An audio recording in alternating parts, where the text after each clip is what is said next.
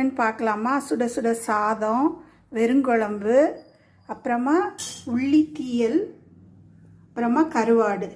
இந்த உள்ளி தீயல் எப்படி செய்யலான்னு சொல்லி பார்க்கலாம் வாங்க. ஒரு 1/4 கிலோ வெங்காயம் தோல் உரித்து வச்சுருக்கிறேன். இதை சின்ன சின்னதாக கட் பண்ணி எடுத்துக்கலாம்.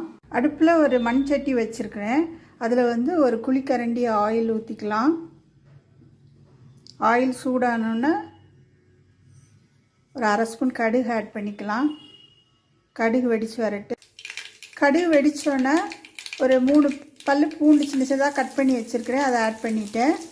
இப்போது கருவேப்பிலையும் ஒரு காஞ்ச மிளகாயையும் பிச்சு வச்சுருக்கேன். அதை ஆட் பண்ணிடலாம். இப்போது இதில் சின்ன வெங்காயம் வெட்டி வச்சுருக்கோம்ல, அதை ஆட் பண்ணிடலாம். இது நல்லா வதக்கி எடுத்துக்கலாம். இப்போ இதில் ஒரு 1/2 ஸ்பூன் உப்பு ஆட் பண்ணிக்கலாம். இந்தளவுக்கு வெந்த உடனே ஒரு 1/2 ஸ்பூன் மல்லித்தூள், 1 ஸ்பூன் மிளகாத்தூள், 1/2 ஸ்பூன் மஞ்சள் தூள், பெருங்காயத்தூள் ஒரு 1/4 ஸ்பூன், ஜீரகத்தூள் ஒரு 1/4 ஸ்பூன் போட்டு மிக்ஸ் பண்ணிக்கலாம். இப்போ மிக்ஸ் பண்ணி விட்டுட்டு ஒரு நெல்லிக்காய் சைஸ் புளியை கரைச்சி வச்சுருக்கேன். அதை ஆட் பண்ணிடலாம். ஆட் பண்ணி கொஞ்சமாக அப்படி வேக விடலாம். இப்போ பாருங்கள், எண்ணெய் கொஞ்சம் பிரிஞ்சு வர ஆரம்பிச்சிருச்சு. இப்போ ரெடி ஆயிடுச்சு.